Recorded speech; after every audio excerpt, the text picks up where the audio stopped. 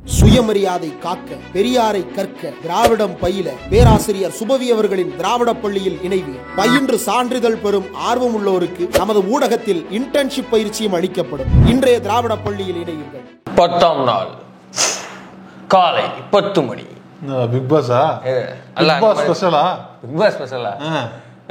இது Panaiyur pass special. என்னச்சு? ஆமா, 10 நாள் ஆயிடுச்சு கரூர் துயர் சம்பவம் நடந்து. எப்படி பிக் பாஸ்ல காலையில நாள் 10ஆம் நாள் காலை அப்படின்னு போடுவாங்களா, அந்த மாதிரி 10வது நாளாக பொந்துக்குள்ளேயே சக்சஸ்ஃபுல்லி மெயின்டைன் செய்து விட்டார் விஜய் அப்படின்னு காடு போட்டு கேவலப்படுத்திக்கிட்டு இருக்காங்க. இரும்பு மனசுடா, இரும்பு திடமான மனசு. இரும்பு மனசு இல்ல, கல்லு மனசு, கன்றாவியான மனசு அது. சரி, இப்ப இந்த 10 நாள் ஆகியும் ஒவ்வொரு நாளும் இந்த 10 நாள்லயும் காலையில ஒவ்வொரு நாளும் இந்த அணில்களுடைய கேவலமான முகத்திரை வந்து கிழிஞ்சுக்கிட்டே வருது. அந்த வகையில இன்னைக்கு காலையில இன்னொரு வெர்ஷன் ரிலீஸ் ஆயிருக்குது. அது என்னங்கிறது பார்க்க போறோம். அது மட்டும் இல்லாம 10 நாள் ஆயிடுச்சுல, இப்ப வந்து திட்டுறது கேவலப்படுத்துறது தாண்டி கலாய்க்க ஆரம்பிச்சிட்டாங்க. உனக்கெல்லாம் வெக்கமான சூடு சொன்னேன் இல்லையா அப்படின்னு கேள்வி கேட்கறது போது கலாய்ச்சாவது ஏதாவது ரியாக்ட் பண்ணுவாங்களா அப்படின்னு இப்ப கலாய்க்க ஆரம்பிச்சிட்டாங்க. அதுல 2-3 சிறந்த கலாய்கள் சிக்கி இருக்கு. தமிழ்நாடு இந்த விஷயத்துல வெளில போல இல்ல, இதுதான் இருக்குது. ஆமா, அது கலாய்க்கிறது. இப்ப நம்ம ஏதோ வீடியோ ஃபார்மேட் இல்லைங்கிற நம்மள மாதிரி ஆட்கள் கலாய்க்கிறது எல்லாம் கிடையாது. பிரிண்ட் மீடியா வரைக்கும் கலாய்க்க ஆரம்பிச்சிருச்சு விஜய். அப்படியே ஆமா, அப்படியே பதில் சொல்லுவாரு. யாரு தினமணி எல்லாம் கலாய்க்குதுன்னா பாத்துங்களேன். தினமணியா? ஆமா, எப்படி இந்த வார இல்ல இன்னைக்கு தேர்ந்தெடுக்கப்பட்ட சிறந்த 3-4 கலாய்கள் தான் பார்க்க போறோம்.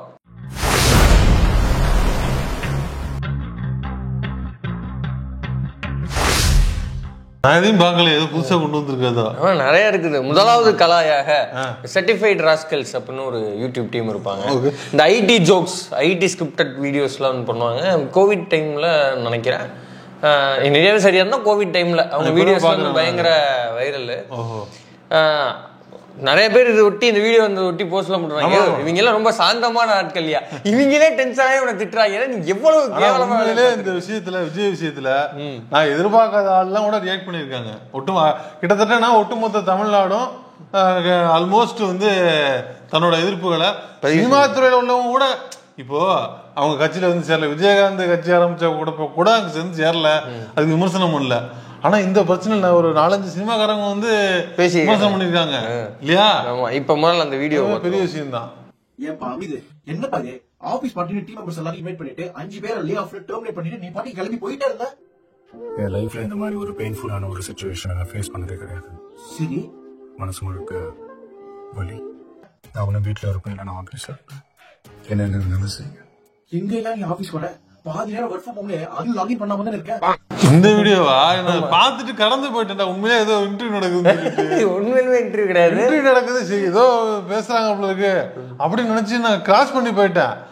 அப்புறமா பாக்குறேன் டப்பிங் வாய்ஸ் விஜய் வாய்ஸ்ல தான், அவர் வாய்ஸ் மாதிரியே இருக்குது. ஃபர்ஸ்ட் அப்படிதான் தெரியும், ஒரு 30 செகண்ட் அவர்தான் பேசுற தனியா அப்படின்ட்டு போயிட்டேன் கடந்து. வாய்ப்பு கிடைச்சதுன்னா இல்ல உங்க வீடியோ உங்க ஃபீடுக்கு வந்ததுன்னா கண்டிப்பா அதை பாருங்க. உண்மையிலுமே ஒரு தரமான எடிட், தரமான ஸ்கிரிப்ட். ஆனா பாருங்க, இருக்கலே சாந்த சொரூபிகள் எல்லாம் அப்படின்னு சொல்றாங்க, கலாய்ச்சிருக்காங்க. என்னன்னா எழுது போட்டு அல்லையிலே மீச்சிருக்காங்க. இல்ல ஏதாவது இவ்வளவு நேரம் பேசுன, சரி கேட்ட கேள்விக்கு பதிலுங்க. தற்கூரி ஏன் லூஸ் மாதிரி பேசுறேன் அப்படிங்க, ஏன் லேட்டா வந்த இப்படி நான் திரும்பியும் லேட்டா வந்தேன்னு கேக்குறோம். அவ்வளவுதான், தவிர எல்லாத்தையும் சொல்றிய. நான் மறுபடியும் கேக்குறேன், படையூர் பண்ணையாரு ஏன் நாமக்கலுக்கு லேட்டா வந்தாருன்னு உங்க யாருக்காவது தெரியுமா? இந்த கேள்விதான் 10 நாளா ஓடிக்கிட்டு இருக்கு. நான் மறுபடியும் கேக்குறேன், படையூர் பண்ணையாரு கரூருக்கு எதுக்கு லேட்டா வந்தாருன்னு உங்க யாருக்காவது தெரியுமா? அது அடுத்த மாசம் 23ஆம் தேதி வச்சிருந்த டேட்டை எதுக்கு இந்த மாத்தினாருன்னு யாருக்காச்சும் தெரியுமா? தெரிஞ்சா யாராவது சொல்லுங்க.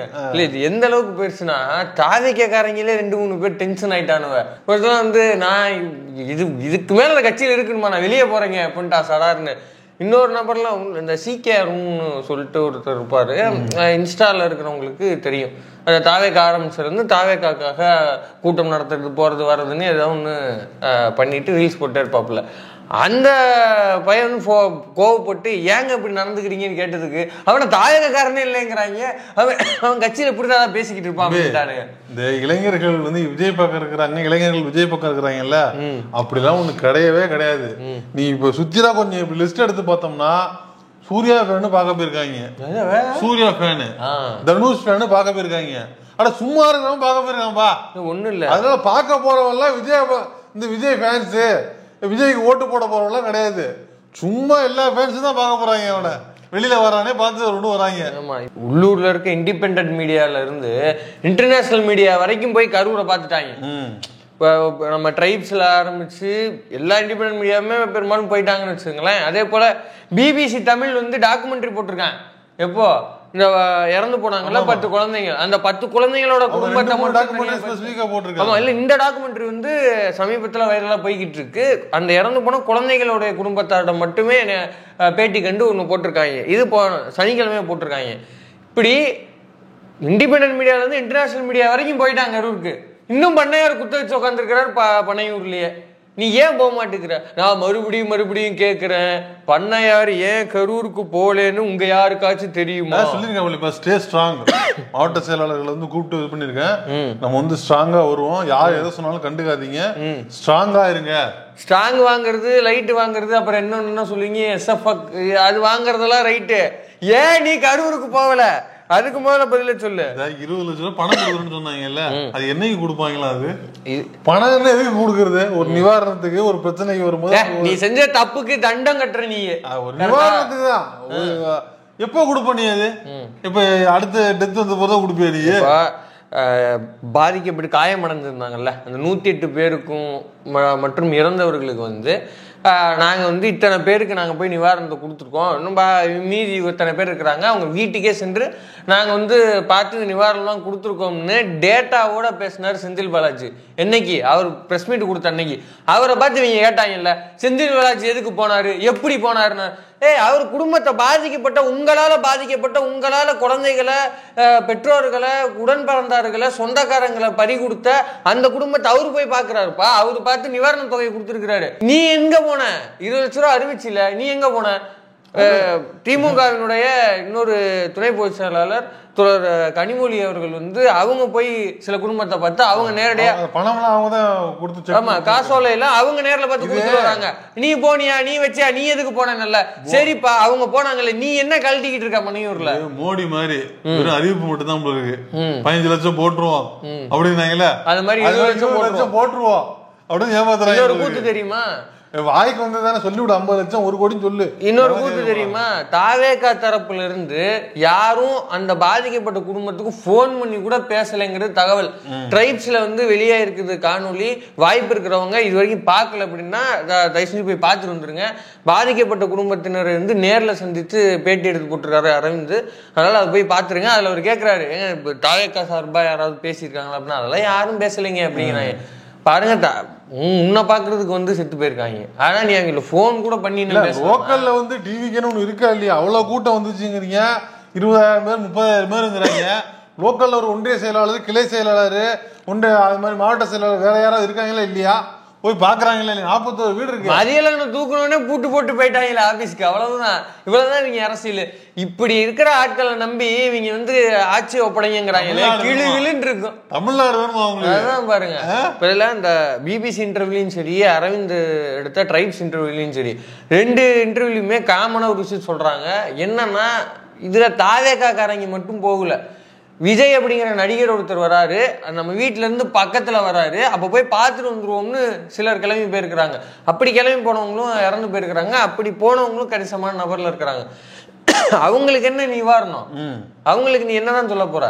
அந்த கேள்வி இருக்குல்ல. இன்னமும் இன்னைக்கு காலில் முத கொண்டு போடுறாங்க, கரூரை சுற்றியுள்ள 20 மாவட்ட செயலாளர்களுடன் கரூரை போய் பார்க்கலாமா வேண்டாமா என்று தாவேகா தலைவர் ஆலோசனை அப்படின்னு வெளியிட வந்ததாக போனதாக தகவல் என்று தகவல் அப்படின்ற செய்தி இன்னமும் போட்டுக்கிட்டே இருக்காங்க. என்னதான தகவல்?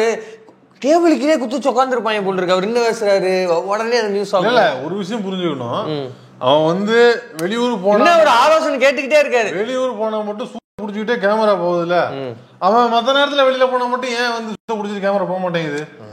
இல்ல சாதாரண டவுட் தானே. அவர் வந்து திருச்சி போனாரு, திருவாரூர் போனாரு, மதுரை போனாரு மட்டும் பின்னாடியே ஃபாலோ பண்ண தெரியுதுல. வீட்டுல இருந்து கிளம்பும் போது அந்த பெரிய கதவுல இருந்து ஃபாலோ பண்ணிட்டே போறீங்களா? மத்த நேரத்துல எங்க போறாருன்னு ஏன் வந்து நீங்க பண்றது இல்ல இல்லையா? மத்த ஐ மீன் அவர் கக்கூசுக்கு போறதுன்னு சொல்றேன். ஒண்ணு இல்ல, இப்ப ஷூட்டிங் போற இல்ல ரொம்ப சிம்பிள். ஷூட்டிங் போறப்ப ஏன் மற்ற நடவடிக்கைகள் ஷூட்டிங் கூட்ட வர மாட்டேங்குது, வேற எங்கேயாவது போறாரு அப்படின்னு மட்டும் ஏன் போறது இல்ல? ரொம்ப சிம்பிள். மற்ற எல்லா தலைவர்களுக்கும் அந்த மாதிரி வீட்டுல இருந்து எடுத்துறீங்களா? சார்ட்டர்ட் ஃளைட் டெய்லி வந்து ஸ்டாலின் அவர்கள் வந்து வீட்டுல இருந்து அறிவாலயம் போறது, வீட்டுல இருந்து கோட்டைக்கு போறதெல்லாம் எடுக்கிறீங்களா நீங்க? ஏன்னா லாஜிக்கான கேள்வி. சார்ட்டர்ட் ஃபிளைட்ல ஒரு கோவா போறாருங்கிற விஷயம் அன்னைக்கு அந்த ஏர்போர்ட்டுக்குள்ள யாரோ ஒருத்தவங்க வீடியோ எடுத்துருக்காங்க. அந்த வீடியோ வெளியானதப்பதான் தெரியும் அவர் இந்த மாதிரி போறாருன்னு. அது வரைக்கும் கூட்டம் அவரை ஃபாலோ பண்ணவே இல்லையே. எப்படி கரெக்டா? அவரு ஷூட்டிங்க்கு பல ஊருக்கு போறாரு. அப்படி போறப்ப எந்த ஊர்லயுமே இதே போற பெருந்தொழில் கூட்டம் ஃபாலோ பண்றதே இல்லையே. ஏன் அவர் போற தகவல் கூட சில நேரத்தில் தெரிய மாட்டேங்குது. அது எப்படி? ஆனா இங்க போனா மட்டும் எப்படி கூட்டம் வருது? அதான் அப்ப இப்படி ஒரு கூட்டம் தானா வருதா இல்ல உருவாக்கப்படுதான்னு ஒரு கேள்வி இருக்குல்ல. அப்ப இதுக்கு இவங்கள்ட்ட பதிலே கிடையாது. இதெல்லாம் தாண்டி இன்னொரு ஒரு முக்கியமான கேள்வி இருக்குது. இப்போ புஷி ஆனந்த் மேல வழக்கு இருக்கு, சிடிஆர் நிர்மல்குமார் மேல வழக்கு இருக்குது, ஆதவ அர்ஜுனா மேல வழக்கு இருக்குது. கூடுதலா என்னன்னு கேட்டீங்கன்னா ஜென்சி புரட்சி வேண்டும் அப்படின்னு கேட்டு ஒரு ட்வீட் போட்டான்ல, அதன் அடிப்படையில தனியா இன்னொரு கேஸ் இருக்கு. தூக்க சொல்லிட்டாங்க. அவனை எல்லாம் தூக்கி உள்ள வைக்காம என்ன பண்ணிட்டு இல்ல. ஆமா போறாரு. ரஜினி கூட ரிஷிகேஷ் போயிட்டாங்களா? ரஜினி அங்க போயிருக்காப்ல நேத்து டிபன் உத்தரகாண்ட்ல போய் 2 பேரும் ரஜினி ஆதவ அர்ஜுனா சந்திச்சுக்குவாங்களோ? அவர் வந்து ரஜினியோட ரிஷிகேஷ் போட மாட்டாரு. ஆதவ அர்ஜுனா வந்து செங்கோட்டையனோட ஹரித்வார் போவாரு. செங்கோட்டையன் போனார்ல ஒரு ஹரித்வார், அந்த ஹரித்வாருக்கு போவாரு. தனியா சுத்திக்கிட்டு இருக்கான் பத்திரி ஆளு. அவ்வளவுதான், கூட யாரையும் கூட்டு போல தனியா போயிட்டு இருக்கிற ஆளு. அதான் நீங்க வேற கூட ஒரு லாயர் டீமோட சுத்திக்கிட்டு இருக்கானா? முன்ன கூட்ட தலைவனாவ அவங்க கட்சியோட வந்து ஒரு பெரிய போஸ்ட், துணை பொதுச் செயலாளரா இல்ல தேர்தல் மேலாண்மை ஈவென்ட் மேனேஜ்மெண்ட். ஆமா, அதுல போய் தனியா சுத்திட்டு இருக்கான்டா. ஒரு பிஏ இல்ல ஒண்ணும் இல்ல, ஒரு அல்லக்கே இல்லாம எப்படி என்ன பெரிய அண்டர் கிரவுண்ட் ஆபரேஷன் பண்ற மாதிரியே டீல் பண்ணிட்டு இருக்கீங்க.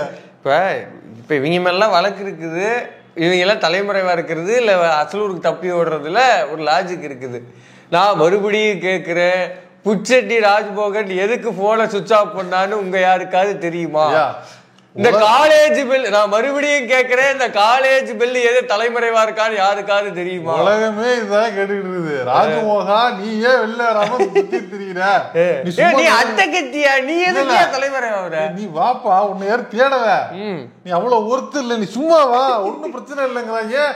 வரமாட்டேங்கடா. நான் கூட ஃபர்ஸ்ட் ஏதோ சும்மா சொல்றாங்க உங்களுக்கு மாளுக, அப்படியே உண்மையிலே வரமாட்டாப்பா. ரொம்ப சிம்பிள். இப்ப இந்த காலேஜ் பில் இருக்காப்ல இல்ல, எழுந்தா மலை போல அப்படின்னு புஷி ஆனந்துக்கு ஃபயர் விட்டு ஸ்டேட்டஸ் வச்சிருக்காப்ல. ஆனா டிவி டிபேட்டுக்கு போன் பண்ணா போன் எடுக்க மாட்டேங்கிறாப்லையா? அப்படின்னு டிஜிட்டல் தலைமுறைவா இருக்கிறீங்க. என்ன சிக்கல் உங்களுக்குல? இப்ப நீங்க தான் சதி கோட்பாடு அதுன்னு ட்வீட் போடுறீங்கல்ல, இது அப்படியே வந்து ஒரு செய்தி தொடர்பாளருங்கிற முறையில, ஒரு கொள்கை பரப்பு செயலாளருங்கிற முறையில ஒரு டிவி சேனல் உட்காந்து பேச, இத 41 பேர் இறந்து போனாங்கல்ல, அதுக்கு சாங் மேட்ச் பண்ணிட்டு இருப்போம். ஐயா எங்க படத்துல இப்படி நடிச்சிருக்காரு, இது மேட்ச் பண்ண மாதிரி என்ன சிச்சுவேஷன் படத்துல இருக்குது, அதெல்லாம் இங்க திரட்டிட்டு இருப்பான் ஆளு.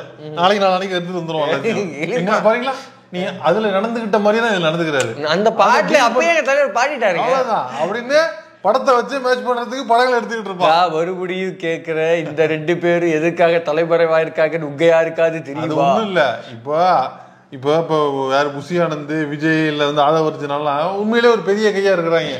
ஏன்னா ஒரு மல்டி மில்லியனர்ஸா இருந்திருக்கிறாங்க. அதனால அவனுக்கு வந்து கொஞ்சம் ஓகே, அவனுக்கு போய் எங்கேயாவது ஒளிஞ்சிக்க முடியுது, அப்சண்ட் ஆகிருக்க முடியுது. ஒரு பெரிய கைன்னு வச்சுக்கீங்க, அவங்க நீதிமன்றம் தேடுது. நம்மால ராஜ்மோகன் இருக்கான்ல, அவன் பெரிய ஆளும் கிடையாது, சின்ன ஆளும் கிடையாது, 2 கட்டம் வெளியில வந்துதான் ஆகணும். நீதிமன்றம் அவனை தேடல, ஆனா மக்கள் மன்றம் பாக்குறது சும்மா இருக்குமா? ராஜ்மோகனா நீ தான்டா புலிதி பறக்கும் கிளப்பும், நீ தானே பேசினவன், நீ தானே அவ்வளவு முட்டு கொடுத்த, என்ன பிரச்சனைங்கவா அப்படின்னு பால் வாங்க போகும்போது மக்கள் சூழ்ந்துச்சுன்னு வச்சுக்க, ஐயா சாமி நாயனடா சாமின்னு தப்பிச்சுலாம் ஓட முடியாது. ஆளு வேற பல்கா இருக்கிறாப்ல, எதுவும் முனைய பேசி இப்ப பேசு இல்ல. வெளியில வந்தா மக்கள் மன்றத்துல மாட்டிக்குவாரு. அப்பல கேள்வியா கேட்பாங்க, பல பிரச்சனைகள் வரும். சொல்லுப்பா, செந்தில் பாலாஜி சரி, திமுக சரி, சொல்லு, மக்கள்கிட்ட சொல்லு. இல்ல இன்னொரு இன்ட்ரெஸ்டிங்கான மேட்டர் இருக்குது. என்ன தெரியுமா? தினமணியில வந்து ஒரு சிறப்பு கட்டுரை ஒன்று எழுதியிருக்காங்க. அதோட டைட்டில் என்ன தெரியுமா? ஒரு ஹீரோ 23ஆம் புலிகேசியான கதை. இதுதான் 23ஆம் புலிகேசியான கதை. Comedy hero. ஆமா, ஒரு ஹீரோ காமெடி கிளவுன் ஆயிட்டான், ஜோக்கர் ஆயிட்டான் அப்படிங்கறது அதோட டைட்டில். எடுத்து வச்சு பேசுறீங்க பாருங்க. ஆயிடுச்சு இல்ல, பத்திரிக்கை பல பேருக்கே தெரியாது. ரெண்டாவது மாதிரி பண்றீங்க மேட்ரு அவ்வளவு. 100 வருஷம் பத்திரிக்கை அது. அப்படியா? சொல்லுங்க அப்பப்ப. இது பரவாயில்ல, மலத்துக்கு வாசம் 75 வருஷமா, வாடை வந்து 75 வருஷமா அடிச்சுக்கிட்டு இருக்கான். அது வேற எழுதிவிட்டுருக்காங்க. சந்துக்குள்ள வச்சு ஓட்டி விட்டாங்க அப்படி பண்ணு. அதுல இருந்து முக்கியமான சில பாயிண்ட் எல்லாம் இருக்குது. நல்ல வேளை விஜய் கரூருக்கே வரவில்லை. அவரை போன்ற ஒரு டூப்பை தான் திமுக அல்லது செந்தில் பாலாஜி உருவாக்கி அனுப்பிவிட்டார்கள் என்று யாரும் சொல்லவில்லை, அல்லது இந்த ஐடியா யாருக்கோ தோணவில்லை போல இருக்கிறது அப்படின்னு எழுதியிருக்காங்க. இந்த லெவலுக்கு இறங்கி பேசுவாங்க. ஆமா, நல்ல வேலை இவங்க கொடுக்குற முட்டு.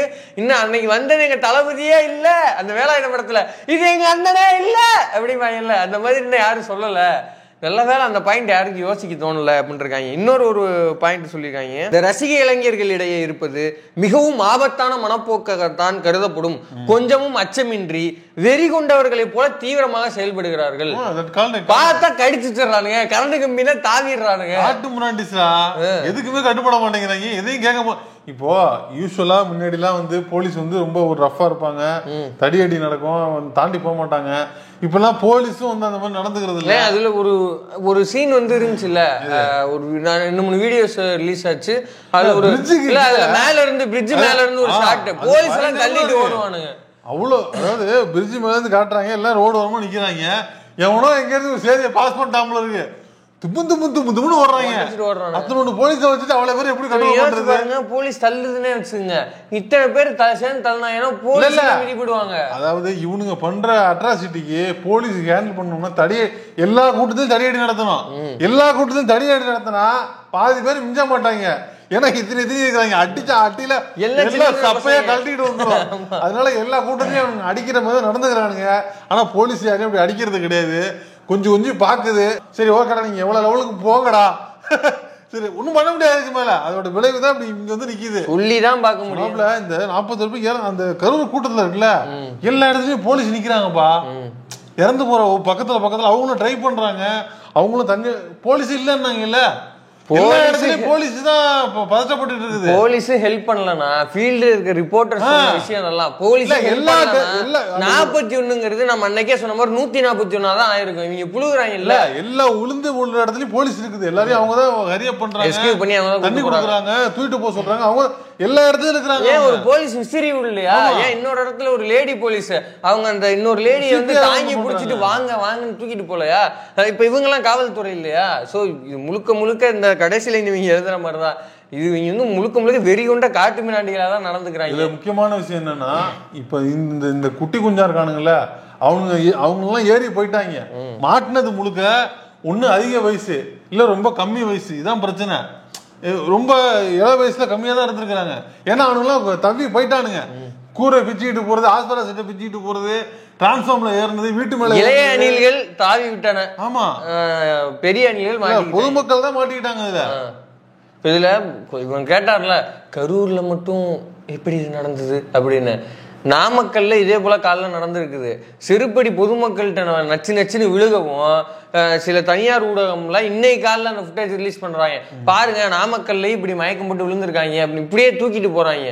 இப்ப அந்த காட்சிகள் எல்லாம் இப்பதான் வர ஆரம்பிச்சிருக்கு. என்ன, அங்க வந்து நல்ல வேலையா கவுண்ட் கம்மியா இருக்கும், காப்பாத்திட்டு இருக்கிறாங்க. இங்கே கவுண்ட் கொஞ்சம் அதிகமாயிருச்சு அப்படிங்கிற அந்த ஃபுட்டேஜ் பாருங்க.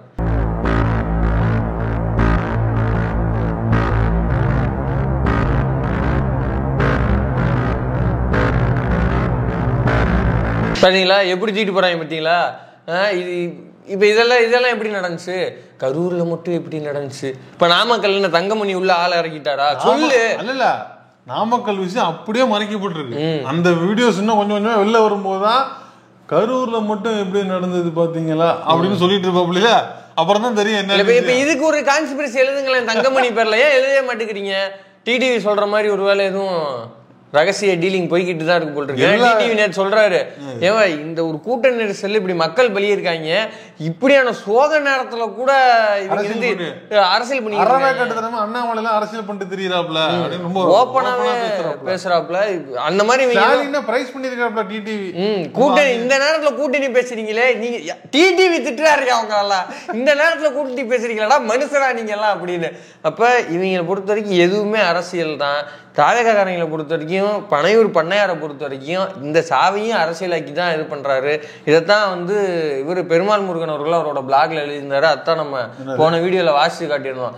எப்பா இவங்க கரூர் சம்பவத்தை மட்டும் பேசானாங்க, நாமக்கல்ல மொத்தமும் இவங்க வந்து நாசாக்காடா தான் ஆக்கி வச்சிருந்தாங்க. நல்ல வேலையா மருத்துவ குழு இருந்ததுனால டக்கு டக்குன்னு கவர்மெண்ட் செயல்பட்டனால அந்த உயிரிழப்பு இல்லாம காப்பாற்றப்பட்டது. இல்லைன்னா அங்க 40 விழுந்த மாதிரி இங்கே நம்ம இந்த விஷயம் இந்த மாதிரி அட்ராசிட்டி பண்றாங்க, அவங்க ஒழுங்கினமா நடந்துக்கிறாங்கிறது அரசியலுக்குள்ள இருக்கிற இல்ல வந்து மீடியாஸ் நெருங்கி இருக்கிற சோசியல் மீடியாவில் உள்ளவங்க மட்டும் பேசிட்டு இருந்தாங்க.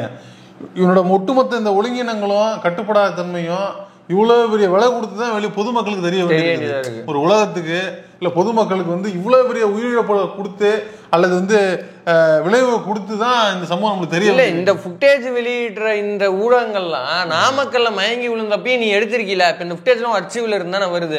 இதெல்லாம் அப்பயே லைவ்ல இங்க பாரு விழுந்து கிடக்குறான்னு சொன்னீங்கன்னா, லைவ்ல போட்டு அவனை கிழிச்சிருந்தீங்கன்னா அவன் கரூருக்கு வேகமா போயிருப்பானா இல்லையா? அல்லது கரூருக்கு போகும்போது போன் பண்ணியா சொல்லியிருப்பாங்களா இல்லையா, எப்பா இங்க ஏற்கனவே மயக்கம் போட்டு விழுறாங்க, லைவ்ல கிளின்னு கிழிக்கிறாங்க, அதனால தயவு செஞ்சு கரூர்ல கூட்டம் எப்படி இருக்குங்கிறத பாருங்க, ரெகுலேட் பண்ற வழியை பாருங்கன்னு சொல்லியிருப்பானா இல்லையா? அந்த 40 உயிர் போகாம காப்பாத்திருக்கலாமா இல்லையா? இப்போ இதுல வந்து ஒரு பங்கு வந்து ஒரு கை முழுக்க ரத்தக்கரை விஜய்க்குன்னா இன்னொரு கை ஃபுல்லா ரத்தக்கரை இந்த ஊடகங்களுக்கு தான். தொடர்ந்து பார்ப்போம் இன்னும் என்னென்ன வீடியோக்கள் வர இருக்குது. இன்னும் எத்தனை நாள் கழிச்சுதான் 16ஆம் நாள் காரியத்துக்காவது விஜய் வருவாரா இல்லையாங்கிறத பார்ப்போம்.